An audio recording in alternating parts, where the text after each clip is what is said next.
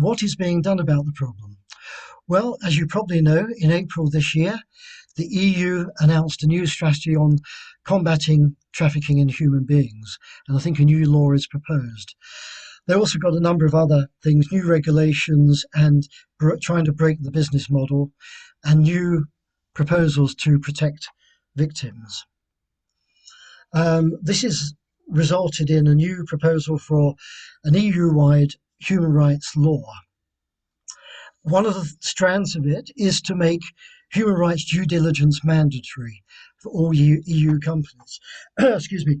So this means we don't know the source that of all the goods, but we must make every effort to audit them, to check proper due diligence, to make sure that they're not involved in slavery. So there will be a new requirement on all businesses to make sure they undertake audits and due diligence in their supply chains. And I think that's something that's important. Business has a role to play. We all have a role to play. And it also means that there's a sanction. So there will be corporate liability if businesses fail to do that. And I think that's important. And the EU will also provide additional resources to protect victims and support them.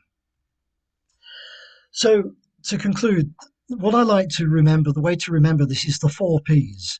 The first is prevention. We need to raise awareness in vulnerable communities, and this is being done often by the NGOs, the voluntary sector. There's a very good organization called Blue Dragon in Vietnam, and they go into these vulnerable villages and tell people, look, don't be fooled, don't be deceived, please don't fall for it. We can help you in other ways. Don't be fooled by this, don't go along with it. So that's one strand.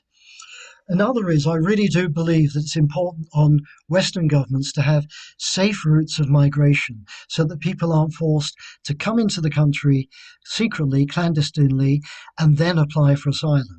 It really doesn't make sense. What you need is a system whereby you can get a visa from your home country and go into a Western country claiming asylum, something like the kinder transport, something like that. That's really doesn't exist anymore, which seems very strange indeed, that you have to enter the country illegally and then apply for asylum. We also, in the long term, this is obviously much more long term, need to address the socio and economic and the climate issues, of course. But obviously that's going to take a long time. But I do think that Western governments should also have an obligation to provide aid to countries that need it, not charity, but aid to help with proper economic development. If there were proper economic development, fewer people would need to move. They could earn a living and remain where they want to remain. And as I said, the other thing is proper supply chain due diligence. So that's prevention. The second P is prosecution. This is also important. We need to ensure that there are sufficient deterrent sentences and that individuals and organised crime groups are prosecuted for serious offences. The third is protection.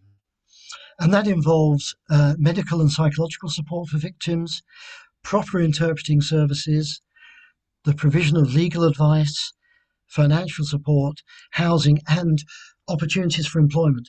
People migrate for employment reasons. I've never met anybody who's migrated to gain social security payments. People want to work, but they need to be given the opportunity to work legally. And the final P is everybody needs to work in partnership. Now, the key agencies in all this are various agencies working internationally. This is the only way this problem is going to be tackled. But essentially, within borders, the agencies that need to work together better are the police, the immigration services, the local authorities, that includes social services, childcare services and so on, businesses, and finally, all of us, you, the public. Remember the film, look back, look at the signs, spot the indicators, report it, be aware, and tell your communities that this could be going on in your street, in your neighbourhood.